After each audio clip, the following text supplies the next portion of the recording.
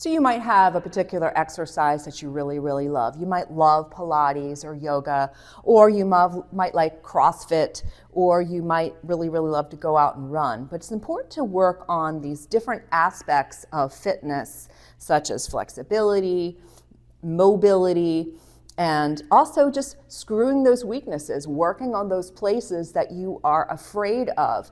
And what's nice about the push-up is that you can work on that stuff at home rather than with other people. And obviously group fitness is great, but if you are hesitating to do push-ups correctly because you can't do it, why not work on it at home?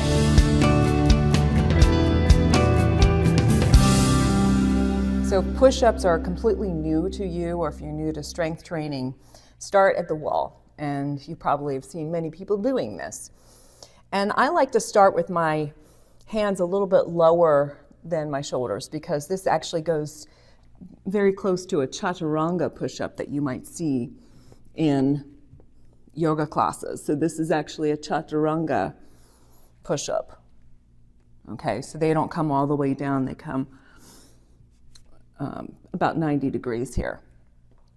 But you decide where you want to keep your hands, because obviously the wider the hands, you're going to get more chest, and the closer the hands, you're going to get more triceps. But just find a distance for you that you're going to work with. And maybe you want to work with those different placements of the hands, okay?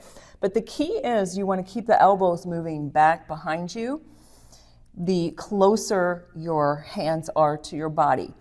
The further out, they can maybe go a little bit wide, okay? But obviously, you know, if they're going wide, they're still going to go back, okay? So in other words, we don't want to see a lot of compression here in the shoulder, like this. You want to keep the shoulders down, away from your ears, and that way you're not compressing the shoulders. And so the further away from the wall you're going to be, the harder it's going to be. And so you just work on the lowering. And just notice if your shoulders right up.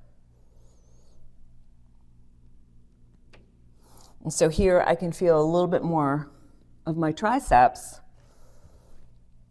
And here, just notice that my elbows are going a little bit more out and even above the wrists. So that's going to be more chest, and just feel these differences. If you put them really close together and you have your fingers like this, you can work on the diamond push-ups, but you're still not compressing the shoulders, you're still pressing away. And you move further and further away, so this is the progression. Move your feet further away. You're obviously going to move your hands further down. And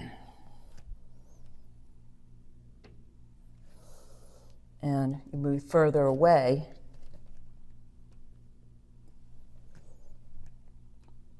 It gets a little harder. So work on that progression for a while, and then you move to the floor. Now eventually you're going to move down to the floor. And what's nice, again, is you don't need any equipment here. And so what's important is lots of times we might say, okay, well, let's do a push-up, and then they'll just do this thing. And that's kind of easy, right? But instead, pull the knees back and work on your plank here. So just try to keep your hips and shoulders and knees all in one line. Of course, this floor is really, really hard. And just kind of feel what it's like to just hold this plank.